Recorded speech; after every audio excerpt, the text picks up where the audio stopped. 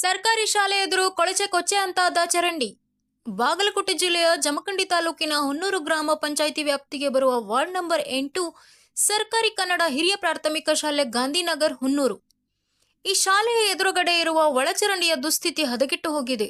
ಆ ಒಳಚರಂಡಿ ಮೇಲೆ ಮತ್ತು ಶಾಲೆ ಮುಂದೆಯೇ ಟಾಯ್ಲೆಟ್ ಕುಳಿತುಕೊಳ್ಳುತ್ತಾರೆ ಮತ್ತು ಕಸವನ್ನು ಚೆಲ್ಲುತ್ತಾರೆ. ಬೇರೆ ಬೇರೆ ತರಹ ಗಲೀಜು ಮಾಡಿದರೂ ಆ ಶಾಲೆಯ ಅವಸ್ಥೆ ಕೇಳೋರು ಯಾರೂ ಇಲ್ಲ. ಇತ್ತೀಚಿನ ದಿನಗಳಲ್ಲಿ ಡೆಂಗಿ ಮತ್ತು ಮಲೇರಿಯಾ ರೋಗ ಬೇಗ ಹರಡುತ್ತದೆ. ಆ ಗಲೀಜು ವ್ಯವಸ್ಥೆಯಲ್ಲಿಯೇ ಆ ಮಕ್ಕಳು ಶಾಲೆ ಕಲಿಯಬೇಕು. ಇದಕ್ಕೆ ಸಂಬಂಧಪಟ್ಟ ಅಧಿಕಾರಿಗಳು ಇದರ ಬಗ್ಗೆ ಗಮನ ಹರಿಸಿ ಅದನ್ನು ಸ್ವಚ್ಛ ಮಾಡಿಸದೆ ಹೋದರೆ ಇದರ ಬಗ್ಗೆ ಸಿದ್ಧಾರ್ಥ್ ನ್ಯೂಸ್ ಸತತ ಹೋರಾಟ ಮಾಡುತ್ತದೆ.